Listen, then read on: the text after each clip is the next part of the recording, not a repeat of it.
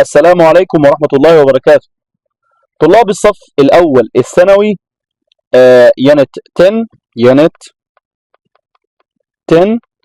بنشرح النهاردة يا شباب الجرامر بتاع يونت 10 بشكل مبسط جدا، وهتفهمه في أقل من 10 دقايق إن شاء الله. تمام، هتفهم القاعدة كلها في أقل من 10 دقايق، بس أنا عايزك بس تركز معايا واديني بس ودنك ودماغك ل10 دقايق، هتلاقي القاعدة بالنسبة لك سهلة جدا.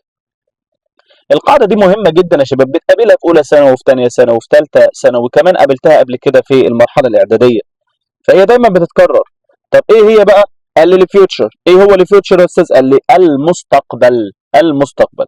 طيب إيه هو الفيوتشر أصلا؟ أي حاجة هتحصل في المستقبل، أي حاجة هنتكلم عنها في المستقبل، سواء كان بقى رأي أو كانت خطة أنت مرتب ليها، أو كان مثلا ميعاد، كل ده يا شباب بيعبر عن المستقبل. طيب المستقبل يا شباب ليه كذا شكل. طب احنا يهمنا عندنا هنا 4 اشكال. الشكلين الاساسيين عندي will و be going to، دول اهم شكلين في المستقبل. خلي بالك، هي will و going to معناهم ايه؟ معناهم سوف. ما هو اي حاجه في المستقبل يعني سوف. يعني I will play، انا سوف العب. I am going to play، انا سوف برضو ايه؟ العب. ولكن احنا عندنا هنا بنفرق في الاستخدام. قال لي ايه تاني يا استاذ؟ قال لي كمان عندي البريزنت، عندي البريزنت كونتينوس. يعني ايه البريزنت كونتينوس؟ هو المضارع المستمر. طيب وايه تاني يا استاذ؟ قال لي كمان بنستخدم في المستقبل بريزنت سيمبل. ممتاز جدا. طيب هنمسك كل واحده فيهم كده ونبدا ايه؟ نعرفها ونعرف استخدامها ايه. طيب نبدا يا شباب الاول بويل. احنا قلنا ايه معنى ويل؟ معناها سوف يا استاذ. النفي بتاعها بتكون ازاي؟ بتكون اما will not، او الاختصار بتاعها want. حلو. طيب will يا استاذ التكوين بتاعها بيكون ازاي في الجمله؟ بتجيب فاعل will، بعد كده الانفينيتيف. ايه هو الانفينيتيف؟ اللي هو المصدر، يعني الفعل ايه؟ في المصدر بدون اي اضافه. طيب ادينا مثال كده يا استاذ. حاضر، سهله جدا. مثلا she will travel to London، هي سوف تسافر إلى لندن. طب عايز أعرف استخدامات will. أول حاجة لو أنا بستخدم، أنا عندي استخدام will أهو، استخدامات will. قال لي يا أستاذ في كذا استخدام. في عندي قرار سريع، quick decision. دلوقتي أنا خدته مثلا إيه؟ الباب بيخبط، I will open the door. I will إيه؟ open the door. فأنا إيه؟ خدت قرار في نفس اللحظة. I will open the door.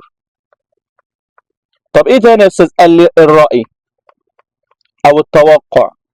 قال لي طيب مثال، مثلا انا هدي رأيي، هدي توقع، بس عندي التوقع بدون دليل. يعني انا بتوقع شيء بدون ايه؟ دليل، بدون دليل ملموس يعني. فمثلا ندي مثال على الرأي، فيقول I think he will win. انا اعتقد ان هو هيفوز. I think he will win، انا اعتقد انه هيفوز. طب او سوف يفوز. طب ايه الدليل بتاعك؟ ما فيش دليل بتاعي، انا بس ده رأيي. في عندي كمان يا شباب من استخدامات will، قال لي كمان الوعد، العرض، ان انا بعرض شيء، التهديد، كل ده يا شباب من استخدامات will. طيب اديني مثال كده، مثلا اهو العرض I will help you. I will help you. في كلمات كتير يا شباب اول ما بشوفها في العادة بستخدم معاها will. ايه هي طيب؟ قال لي مثلا I think، I believe، I predict، I expect. كل دي يا شباب حاجات تدل على ايه؟ على استخدام will. I hope. خلي بالك كمان انا بستخدم will في الحقائق. الحقائق ايه؟ المستقبلية. طيب زي ايه الحقائق المستقبليه مثلا؟ زي مثلا he will be 20 years next year. هو هيكون عنده 20 سنة السنة اللي جاية، فدي حقائق. طيب يلا بينا كمان على going. طيب انا كده عرفت will وعرفت استخدام will اللي انا بستخدمها، يعني بصوا كده بسهولة ان انا will عندي حاجة كده بدون دليل، حد قاعد على القهوة وبيتوقع بيعرض بيهدد، حاجات ايه من الكلام ده. عندي كمان يا شباب going to وقبلها be. طيب تعال نقسم كده، قال لي going to قبلها بيجيني am اللي هي بتأتي مع I، is تأتي مع singular مفرد، are تأتي مع الجمع، بعدها الانفينيتيف الفعل بدون أي إضافة. طب بستخدم going to في إيه يا شباب؟ قال لي plan، وتحطي لي عليها إيه؟ خط plan للخطة. أنا عامل خطة، أنا في نية، في intention، في plan قدامي، لكن لسه ما خدتش خطوة فيها، ولكن في خطة مدروسة قدامي، فأنا بستخدم فيها إيه؟ going to. يبقى أنا عندي will أنا بعمل شيء بدون خطة، أو أنا بتوقع، أو أنا بعرض. إنما going to أنا بتكلم حاجة على أساس إنه في خطة أو في دليل ملموس قدامي. يعني مثلا لما أقول إيه؟ It is going to rain، يبقى في دليل انها سوف تمطر. ايه اللي خلاك تقول انها سوف تمطر؟ انا شايف غيم في السماء، وانا شايف الشمس مش طالعه، فاقول it's going to rain، it's cloudy، انها ايه يعني فيها غيم فسوف تمطر. يبقى انا عندي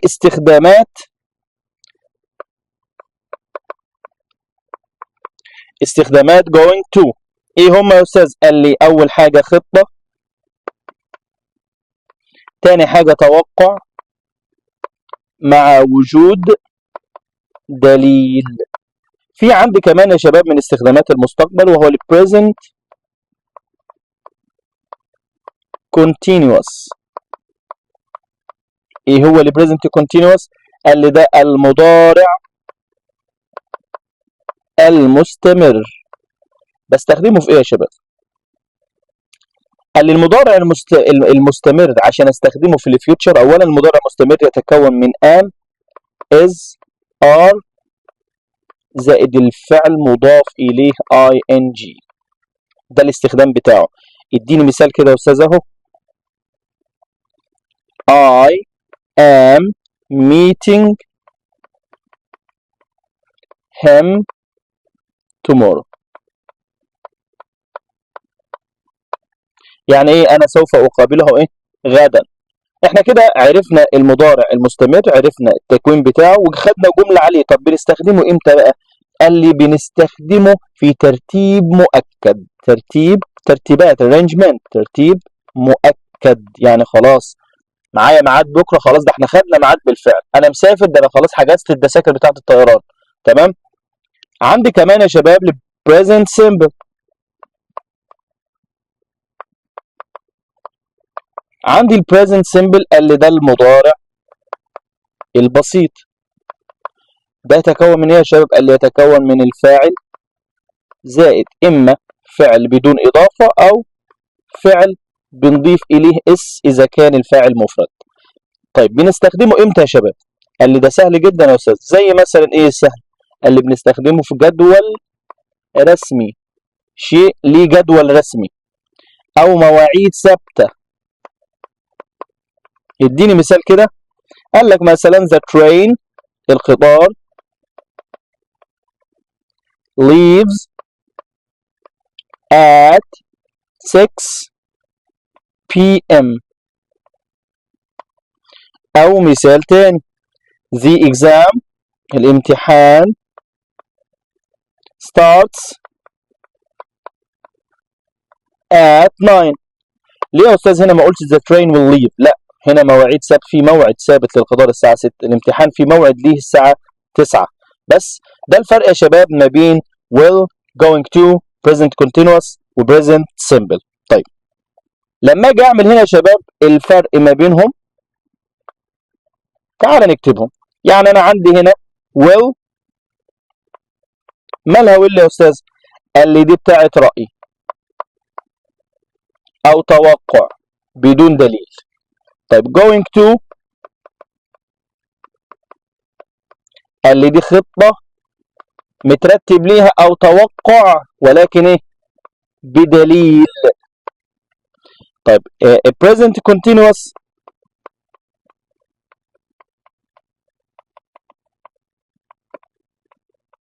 قال لي present continuous ميعاد متظبط، ميعاد متظبط او خطة متظبطة، خلاص خدنا خطوة فيها.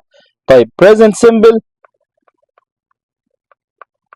قال لي present simple ده يا شباب مواعيد ثابتة، مواعيد طيران، مواعيد قطارات، مواعيد امتحانات، مواعيد ثابتة. ده الفرق يا شباب ما بين will و going to present continuous وال present simple بكل بساطة. طيب مثلا هنا جاني وقال لي choose the correct answer. عندي 3 أسئلة هنا يا شباب، وقال لي مثلا I think علي نقط the exam. حلو. هنا هتقول له ايه بقى؟ هو بيقول لك I think، هتقول له will pass is going to pass is passing ولا passes؟ طبعا طالما في عندي think يا شباب انا بستخدم will pass توقع بدون دليل. جملة تانية يا شباب كمان قال لي اوكي I my friend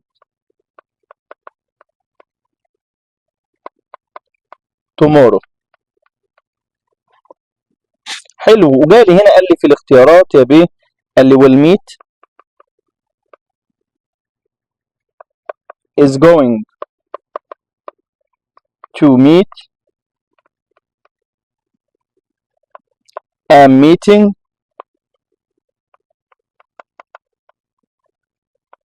meets. قال لي طيب هنا هنيجي نشوف. اولا انا عندي هنا ده ميعاد، الميعاد ده متظبط متظبط. طيب انا عندي بستبعد يا شباب كمان، بستبعد اول شيء عندي will بستبعدها خالص وميت بستبعدها. طب ممكن استخدم going to كبلان وممكن استخدم am meeting كميعاد متظبط قبل كده. طيب هو هل I بتأتي معاها is؟ لا، يبقى ده غلط. يبقى انا اللي فاضل معايا ايه؟ am meeting. تعالى كمان هنا the plane at 7 p.m. حلو. قال لي هنا will leave is leaving leaves is going to leave. بكل سهولة plane وفي موعد ثابت عندي على طول يا شباب بستخدم المضارع البسيط present simple لأنه ده موعد ثابت عندي. أوكي؟ طيب دي يا شباب كانت القاعدة اللي عندنا، أتمنى تكونوا فهمتوها بطريقة سهلة وبسيطة، واستنونا يا شباب إن شاء الله في الحلقة اللي جاية، والسلام عليكم.